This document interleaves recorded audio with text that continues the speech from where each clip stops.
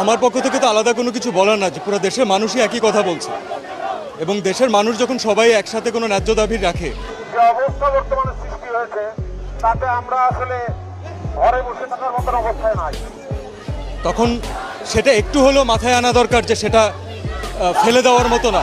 অবশেষে শুরু হয়ে গেছে খেলা। অভিনেতা সিয়াম আহমেদ এবার শিক্ষার্থীদের সাথে স্বয়ং নিজেই মাঠে নেমেছেন। শুধু তাই নয়, গর্জে উঠে তিনি কি বলছেন, প্রিয় দর্শক এই বিষয়ে বিস্তারিত দেখুন পুরো ভিডিওতে। আমাদের যে ভাইরা, যে বোনগুলো মারা যাচ্ছে, যে ভাইটা মারা গেল, আমার কানে এখনো বাজে যে কারো পানি লাগবে।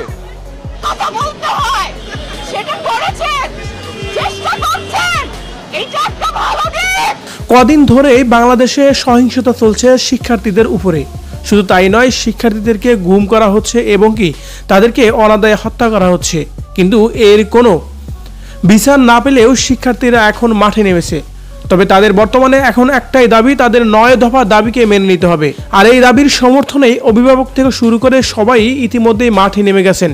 সেই সাথে চিত্রনায়ক সিয়ামকেও দেখা গেল আজকে শিক্ষার্থীদের পাশে দাঁড়িয়ে তিনি কথা বলছেন। সিয়ামের ভাষ্য যে এতগুলা মানুষ তাদের দাবি নিয়ে তারা মাঠে নেমেছে, অবশ্যই তারা যৌক্তিক কোনো কারণ অথবা যৌক্তিক কোনো চাওয়া নিয়ে তারা মাঠে নেমেছে, আর তাদের এই চাওয়াকে অবশ্যই প্রাধান্য দেওয়া উচিত ছিল। কিন্তু এটা না করে শিক্ষার্থীদের উপর হামলা চালিয়ে এবং শিক্ষার্থীদেরকে হত্যা ও গুম করা হয়েছে, এই বিষয়টা মোটেও ঠিক হয়নি। তাহলে এটা কোন ধরনের বিচার হলো শিক্ষার্থীদের উপরে? এভাবে যেন আবেগ আপ্লুত হয়ে কথা বলছিলেন সিয়াম আহমেদ। প্রিয় দর্শক, সিয়াম আহমেদ শিক্ষার্থীদের পাশে দাঁড়িয়েছেন। অবশেষে সিয়াম আহমেদের এমন সিদ্ধান্তকে আপনি কিভাবে দেখছেন? কমেন্ট করে জানিয়ে দিন কমেন্ট বক্সে।